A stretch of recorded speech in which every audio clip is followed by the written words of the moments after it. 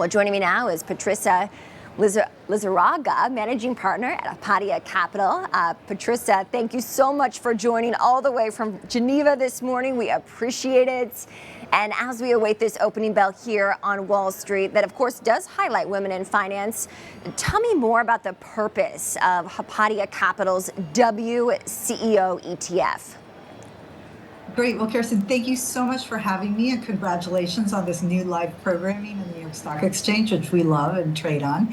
And so basically, the idea behind the WCEO ETF is our investment thesis is that women CEOs will outperform.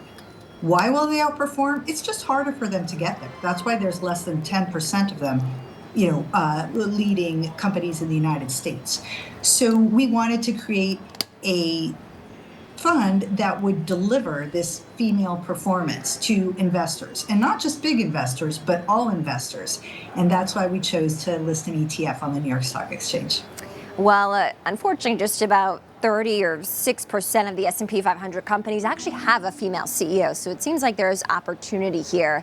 How does that impact how this particular ETF trades? So first of all, we do have a minimum market cap of $500 million of market cap so that the ETF trades very liquidly, because as you know, the liquidity of an ETF has to do with its underlying securities. So the fact is we have 140 companies that are led by women CEOs that have $500 million market caps in the United States. And we're invested in all 140 of them, making it a diversified portfolio, both by industry and by size, with liquidity that the ETF wrapper provides. And in taking stock of the data here, Patricia, how do you find that companies led by female CEOs perform? So our investment thesis is that they will outperform, and obviously past results are no indication of future results. But in the 18 months that we have been trading, we are basically proving out our theory. So the WCEO ETF, because it's equally weighted and our median market cap is $2 billion, its comps are the small cap ETFs. And both for the year and the LTM figures, we are outperforming the three largest U.S. small cap blend ETFs in the United States. Mm-hmm. What's it going to take to get more female CEOs of publicly traded companies?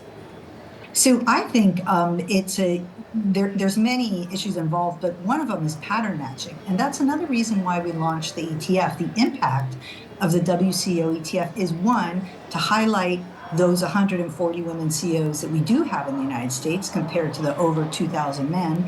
And second is to highlight their performance. So as boards decide on who their next CEO will be, what we want to do is de-risk the female candidates by making boards aware that women CEOs actually do outperform, and two, giving visibility to those superstars that exist today. How often do you rebalance this ETF, Patricia, to reflect the current leadership landscape? We rebalance monthly. And every month we sell those companies that no longer have a female CEO, and we buy the companies that now have a female CEO. And in terms of the message that you want our viewers to walk away with today, of course, as we wait to see women highlighted on the opening bell podium, what would you say it is?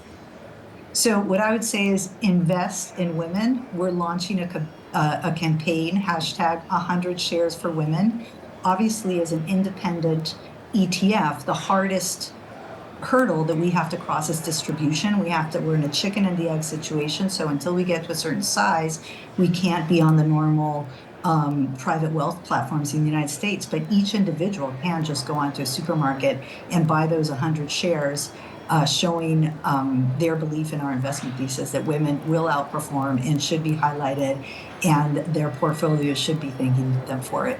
Patricia, thank you so much for joining. Patricia Lizarraga, Managing Partner at Hypatia Capital, joining us again from Geneva this morning. We appreciate it. Thank you.